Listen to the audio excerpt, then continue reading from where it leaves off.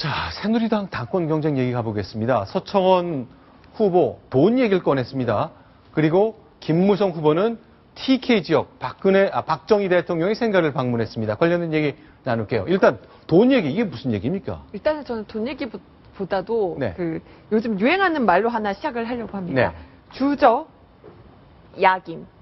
다시요. 주서 야김. 주서 낮에는 서청원, 밤에는 김무성. 그러니까 이 네. 새누리당 의원들 중에서도요, 이제 두 사람 중에 누구 지지를 해야 한다 이렇게 밝히지 못해서 양쪽에 애매하게 말하는 이제 답변하는 의원들이 많다는 네. 건데요. 그래서 양측에서 서로 지지 의원을 좀 짙게 했는데 서청원 의원 측에서는 한 80명 넘는다. 네. 또 김무성 의원 측에서는 지지 의원이 110명에 육박한다. 그런데 저 숫자를 합치면은요 190명이에요. 새누리당 의석인 148석을 넘습니다. 자, 원래 선거에 나서는 분들이 늘 승리를 자신하거든요. 지금 나온 숫자처럼 당연하지, 내 표 주지. 이렇게 약속한 분들 다 합쳐보면은 당선권이거든요. 모두가 다 승리를 확신하면서 치러지는 게 선거인데 이런 현상이 새누리당 당권 경쟁에서도 진행되고 있는 것 같습니다. 그런데요? 그렇다면요, 서청원 의원, 자, 치열한 경쟁이 진행되고 있는데 어떤 얘기를 통해 자신의 경쟁력을 가다듬고 있을까요? 확인하겠습니다.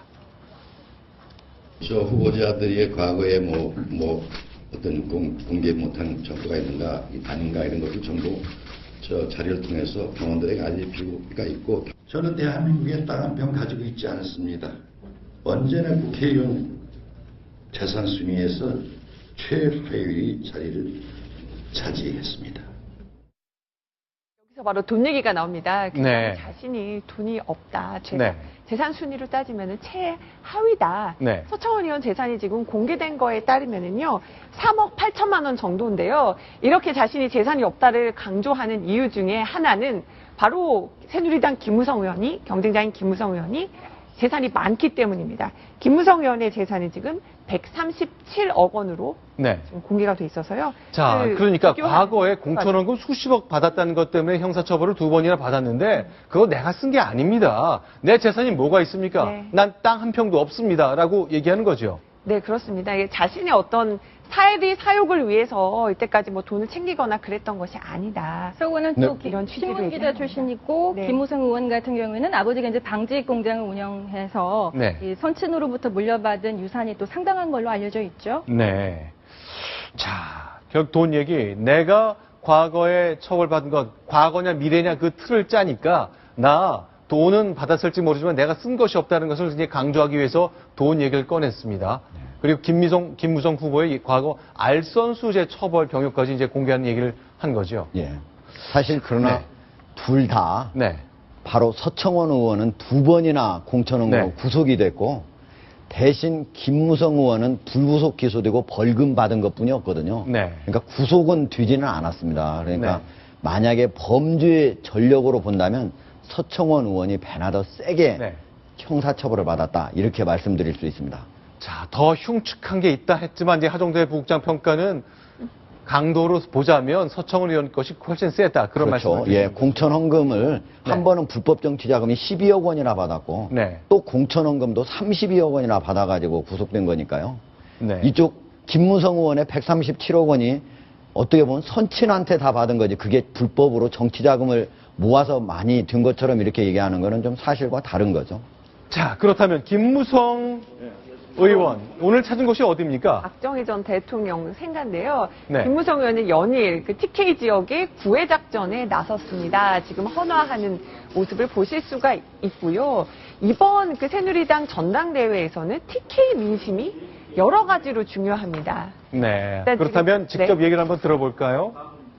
저는 학창 시절에 반박정희 데모를 굉장히 열심히 했던 그런 사람입니다. 정치를 시작하면서 박근혜 대통령이 그때 혁명을 할 수밖에 없었던 그러한 상황과 집권 이후에 짧은 기간에 전 세계인이 우리나라의 경제 발전을 기적이라고 부를 정도로 부러워하는 이런 좋은 결과를 낸 것에 대해서 당시의 혁명 정신을 이해하게 되었고, 네. 역시 TK 민심 그 당원들을 향해서 박정희 정신을 내가 이해하고 있다. 구애 작전을 강하게 펼치는 거네요. 예. 저렇게 가는 이유는요. 네. 아까 우리 방송 스크린에 의원들 중에 110명이 네. 바로 김무성 의원, 그다음 80명의 서청원 의원 이 정도 된다고 그랬지 않습니까? 네. 근데 의원들만 가지고 이 당 대표 최고위원을 뽑는 게 아니고 네. 바로 대의원 그리고 책임당원의 전체 투표를 통해서 하게 됩니다. 그렇기 때문에 모든 지역을 돌아다니면서 그 네. 사람들의 민심을 얻으려고 저렇게 다니고 있는 것입니다. 자, 그러면 왜 TK일까? 이유가 있습니다, 사실은. 이제 지난번 6사 지방선거 때 김무성 의원이 자기의 고향인 부산에서 선거운동을 열심히 했는데 신공항 가덕도로 가져오겠다는 얘기를 몇 번 했거든요. 그러니까 부산과 경쟁하고 있는 경북 지역에선 반발이 심했기 때문에 TK 민심 없지 않고서는 당대표 되기 어렵잖아요. 특히 그쪽에 유권자가 많기 때문에 그런 TK 노력의 이유가 또 달리 있었던 것 같습니다.